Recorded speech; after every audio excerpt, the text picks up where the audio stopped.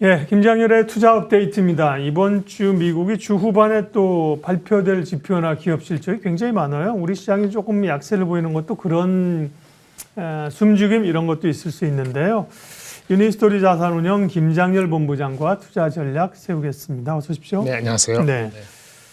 뭐 온통 AI나 반도체 쪽으로 강세가 우리 시장도 약한 가운데 그쪽은 강세입니다.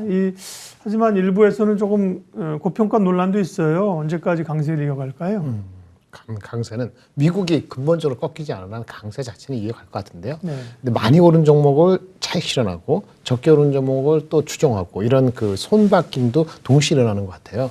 그거는 왜 그러냐면 대한민국의 경우에 미국만큼 대한민국 시장 자체가 시장 자체가 튼튼하지 않다 보니까는 우리 그 같은 AI 내러티브라 하더라도 넘버가 나오는 주식은 많지 않단 말이에요. 그러니까 지금 말씀하신 것처럼 일부 고평가 논란이 나오는 종목이 많이 올라갔다. 그러면 또 빠르게 또 이익 실현하시는 분들이 많이 생겨고 하지만 그렇게 가더라도 장 자체에서 AI가 쉽게 꺾이지는 않을 것 같고요. 그 넘버가 쉽지가 않다라는 그런 판단이 들어야 되는데 그 판단 역시 한 2분기까지는 가봐야 된다는 그런 컨센서스가 설득력이 있어서 말을 복잡하게 했습니다만은 흐름 자체는 금방 꺾이지 않을 것 같다 이렇게 말씀드릴 수 있겠습니다. 네. 그러니까요. 추세적으로는 AI에 대한 기대감이 워낙 큰 상황이고요. 미국은 이번 주에 실적도 많이 발표되지만 4분기 GDP 발표됩니다. 물가 지표도 나오는데 소위 이 골디락스 연착륙 국면으로 가는 걸로 보세요. 어떠세요? 그 골디락스라면 뭐가 될까요? 금리를 빨리 안 내릴 정도로 경기는 탄탄하고 인플레 우려 정도는 아닌 거잖아요. 그래서 일단 최근에 나온 어떤 그 자료를 보면 죄송합니다. 소비자 심리 지수는 좋아졌거든요. 무려 그 한 포인트 따지면은 전월보다도 거의 10% 이상의 기대 심리가 좋아진 거예요. 반면에 인플레 기대치는 낮아졌어요. 2%대로. 그럼 이거는 골디락스죠.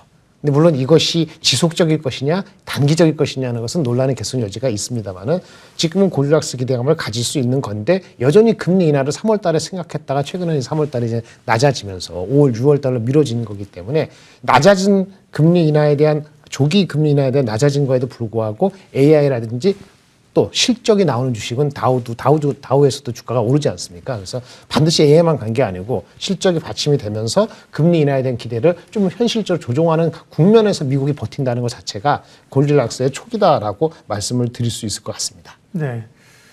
그러면 경기는 그렇고 이제 금리 인하에 대한 그 기대감들은 이제 연준 의원 발언도 그렇고 네네.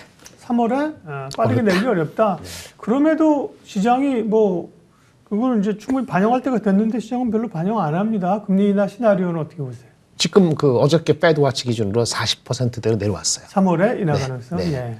5월달 미뤄진 거죠. 네. 이코노미스트한테 설문조사한 게 있어요. 네. 그건 좀 더 보수적입니다. 이코노미스트도 상반기 내리긴 내리는데 5월보다는 6월 달에 조금 무게중심을 두고 있고요. 시장에서는 여전히 5월 달 정도의 무게중심을 두고 있습니다.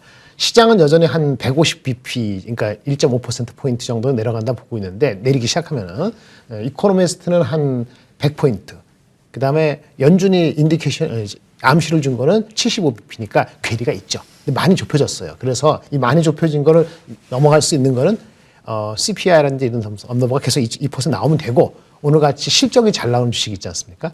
프락터 앤 갬블이라든지 이런 주식도 그렇고 넷플릭스도 그렇고 그런 중심적으로 장이 받쳐지기 때문에 밸류에이션 와이즈 아주 편하지 않다고 하지만 또 그게 내려갈 수 있는 그런 분위기는 아니어서 실적이 나오고 그런 주식을 중심으로 장은 그렇게 쉽게 꺾이지 않을 것 같다는 미국 중심이죠. 네. 그렇게 되고 있습니다. 네.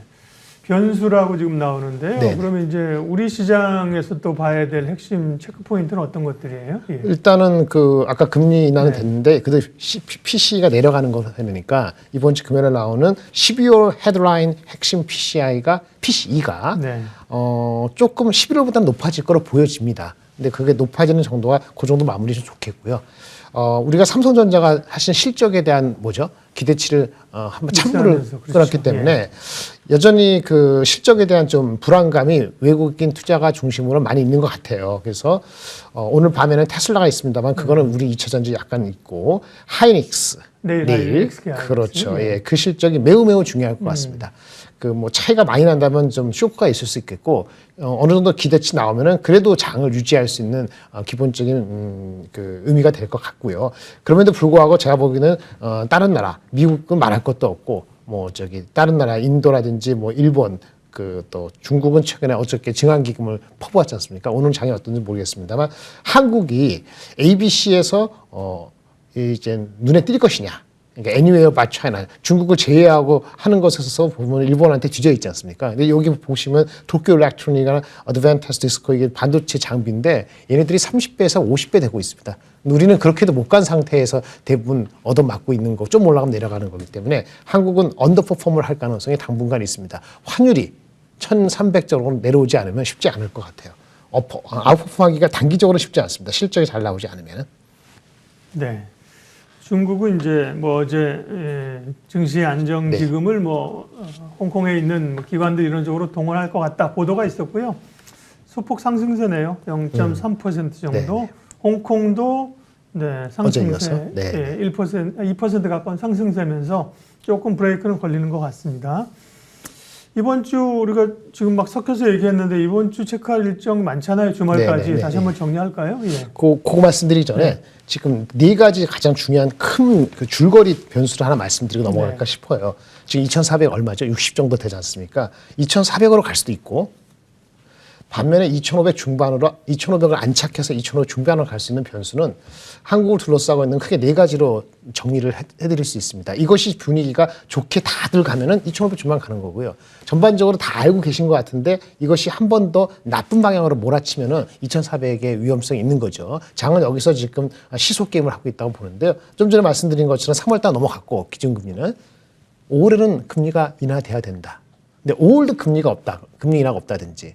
그러면서 QT 조기 종료도 없다든지 이런 식으로 되면 이건 네거티브한 거죠. 둘 중에 하나가 되면은 장은 빠지지 않을 것 같다. 이런 생각이 들고요. 두 번째는 아까 말씀드린 환율인데 이건 환율은 중국에 대한 시장에 대한 거, 일본 시장에 대한 게 상대적으로 엮어서 우리 환율에 영향을 주는데 현재 과거 10월 달에 있었던 원화가 엄청 약세일 때 정도만 올라가지 않는다면 추가적인 악재는 아닐 것 같은데 모르죠. 그래서 지정학적 리스크를 감안한 환율의 1,350, 60 돌파 여부를 여전히 지켜봐야 되는 변수이고요. 이것이 1,300 초반으로 내려간다면 장은 다시 2,500 이상으로 올라갈 수 있는 추동력이 생길 수 있다라고 봅니다. 이게 외부적인 거고 세 번째는 내일 포함해서 삼성전자와 같은 그러한 빅 미스가 없는 호실적인 나오느냐도 2,500이냐 2,400이냐 가늠할 것 같고요. 마지막으로 아까 말씀드린 ABC에서 일본을 롱을 보고 한국을 숏 보는 그런 분위기가 역력했고 심지어 이런 얘기도 나옵니다. 미국의 빅테크를 사려고 다른 나라의 그 테크를 조금 이제 공격적인 거를 좀 미룬다 이런 것도 있기 때문에 그런 상대적인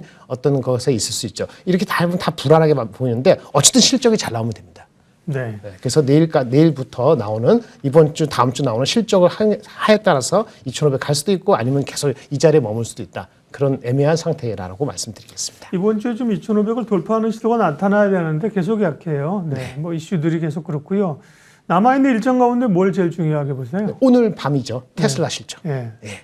뭐 그렇다고 해서 2차 전지가 바로 가는 건 아닙니다만 많았으니까 거기에 대한 좀 조금이나마 좀 어떤 그 계기가 있으면 좋겠다는 생각은 드는데 그리고 지난주에 TSMC가 엄청 실적이 좋게 뭐 가이던스 오는데 그거를 뒷받침할 수 있는 장비 업체들의 합창이 나와야 될 것 같습니다. ASML 전 세계 반도체 장비 업체의 가장 큰 업체가 ASML이죠. 그래서 오늘은 테슬라하고 ASML 내일 우리나라 영향을 미치겠고 내일 장 시작하자마자 SK하이닉스가 가장 좋으며 내일 밤에 램 리서치 장비 업체까지 이게 가장 중요합니다. 아까 PC는 말씀드렸으니까 넘어가겠습니다. 네. 뉴햄프셔 미국 대선 프라이머리 결과들은 나오는 것 같습니다. 나왔죠. 예, 트럼프가 역시 이겼죠. 이기는 걸로 네. 나왔습니다. 양자 대결인데 결국 맞습니다. 이제 트럼프 대 바이든의 이터 매치가 되는 쪽으로 계속 얘기가 되고 있습니다. 근데 그것도 변수가 사실은 있다 하더라고요. 근데 시장에서 부담스러워하는데 간밤에 그 CNBC 뉴스 보니까 뭐 트럼프 대해서 시장은 뭐 주식시장은 나쁘지 않다. 뭐 트럼프가 이슈가 아니고 네. 바이든이 결국은 도중 하차를 갈 수밖에 없는 상황으로 밀릴 수 있다.